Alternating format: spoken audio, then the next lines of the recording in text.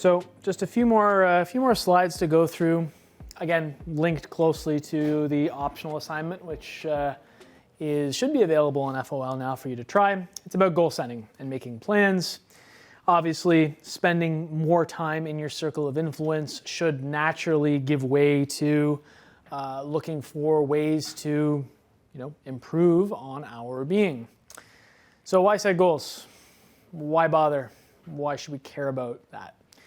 Well, goal setting does two major things. First of all, it helps give you a clearer vision for what you want to be or become in the future and what you need to do right now in the present moment to get there. Very, very strongly linked to the process of wellness, which is you make choices that don't only benefit you now, but also benefit your future self as well. And when you have that vision, you can see where you want to go, and you've got that motivation in the present.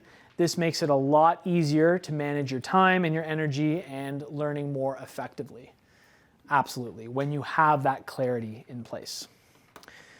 So sometimes you may hear the word objective thrown in with goal. They are closely related. There are some similarities between goals and objectives, but they're not exactly the same thing. So a goal is typically a little more broad. It's something that takes a little bit more time to achieve. I usually say minimum like 3 months for a truly broad and well-set goal. And again, it helps provide that direction of where you're trying to go. And within each goal, you typically have a series of objectives. So in this sense, an objective are usually a little bit shorter. They're a little more specific. And typically you can do them in fairly short periods of time. So narrower in scope, but more specific. That's the difference between an objective versus a goal. So if I'm going to use my background in exercise, an objective may be waking up at 7 a.m. and spending an hour in the gym. Those are two objectives, actually, if you think about it. Those are objectives. But what is the goal tied to those objectives? So by getting up at 7 a.m. and exercising for an hour, I am trying to lose 10 pounds. So lose 10 pounds is the goal. How do I achieve that goal? Wake up early in the morning, exercise. And then there's probably some other objectives that would fall into that as well. So besides knowing the difference between the two, what else would make a strong goal? What other traits or characteristics would make a really good goal? What do y'all think?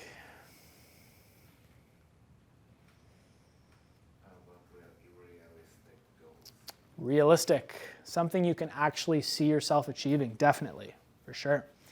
So if I were to say, I have a goal, I want to lose 25 pounds in 3 weeks. That's not realistic. Even if I went on The Biggest Loser, that ain't happening. It's just not going to happen. And that's just a health-related goal. There's a bunch of other goals you could fall into that. So definitely want to be realistic, something you could achieve. Anything else? So I actually skipped over 2, but that's okay. So you want to make sure the biggest thing, and this is probably where most students struggle when writing out a goal, is they pick a goal that's not specific, that's not clear enough. You want to make sure that whatever it is you're trying to achieve, the next steps are blatantly obvious. And it's very easy to set a goal that's like really, really big and really, really broad, or has like multiple goals embedded in it, because we really, really want to grow and improve. But unfortunately, when you do that, especially a goal that's too large or not clear enough, it's harder to focus, and it's easy to let that goal fall by the wayside and let go of it. And then you also need to make sure you can track it. You need to ensure you set a goal and a plan where there is a clear finish line. When you've crossed this line or hit this, you've achieved it. And we'll take a look at what that might look like in just a few moments. In terms of specificity and being specific enough, the general rule of thumb is, in order for your goal to be specific enough, it needs to be interpreted the same way by multiple people. So I'll give you an example. I have a goal of being healthier. I want to be healthier in 3 months. That's my goal. I've had that goal submitted in the past. What do y'all think about that?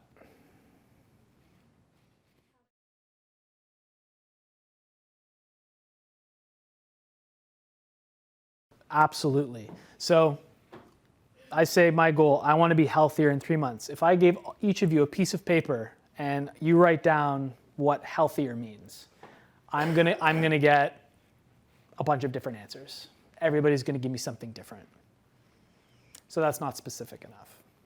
So that's a good rule of thumb to test if your goal is specific enough, is if I shared my goal with a group of people, they would all be able to tell me exactly, there would be no room for subjectivity. So you want to make sure you use language that makes it very, very clear what you're doing.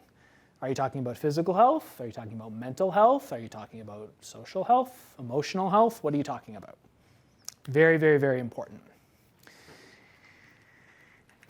And then, you want to make sure you can achieve it, and you want to have a deadline.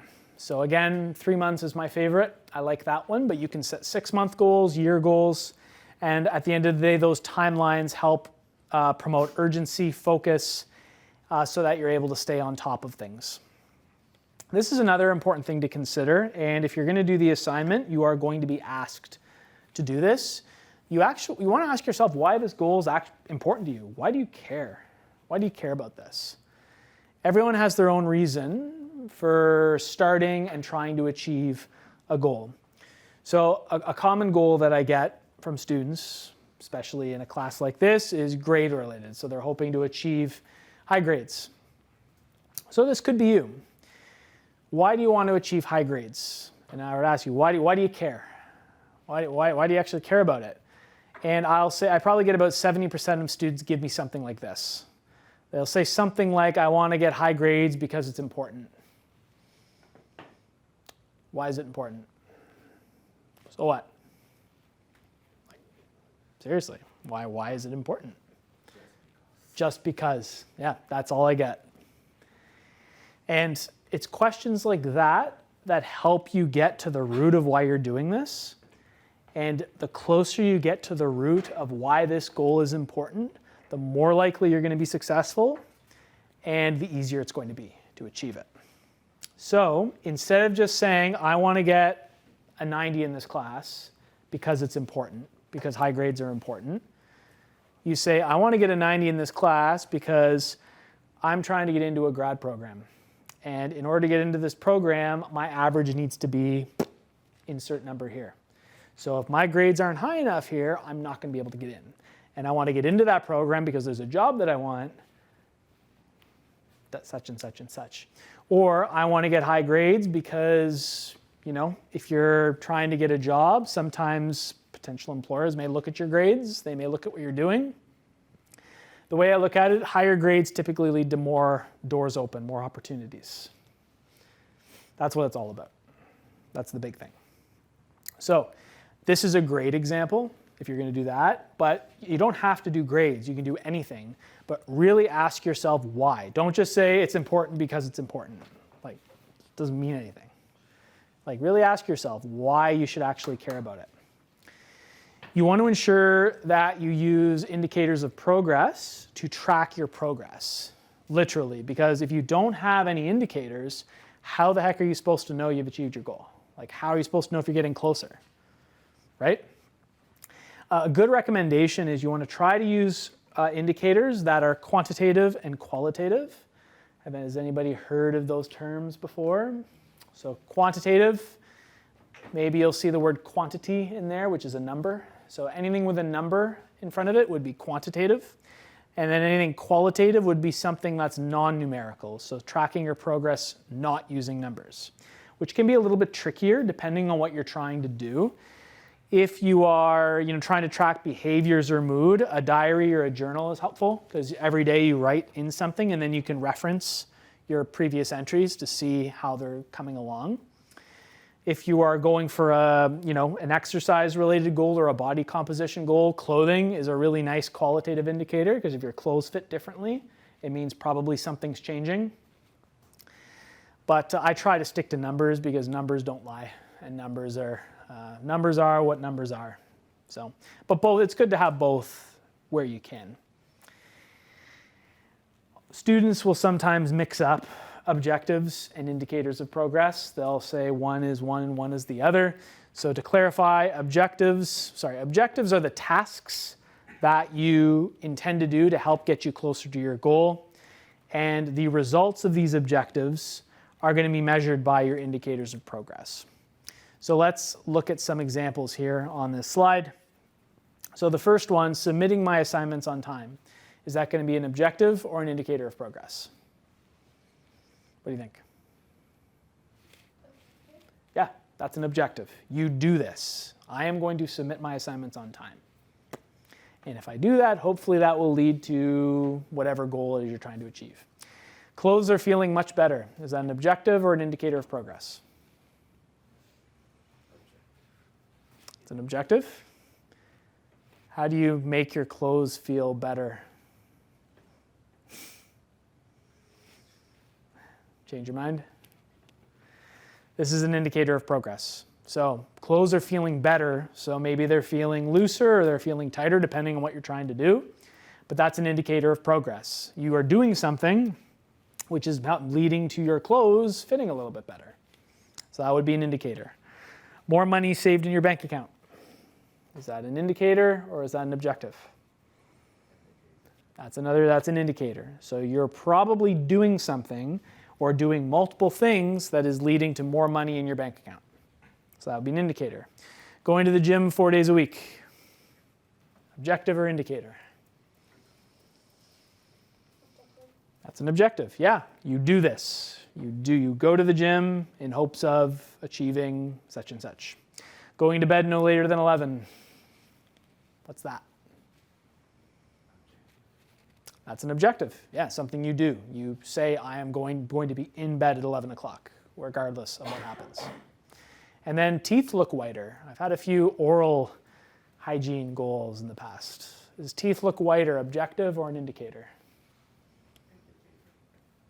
Yeah, this is an indicator. So by brushing your teeth twice a day and flossing and using white strips or whatever you decide to do, those are 3 objectives that can be measured by this indicator if you're getting closer.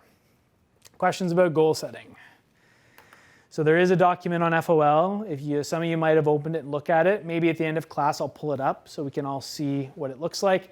It is an optional assignment. You don't have to do it.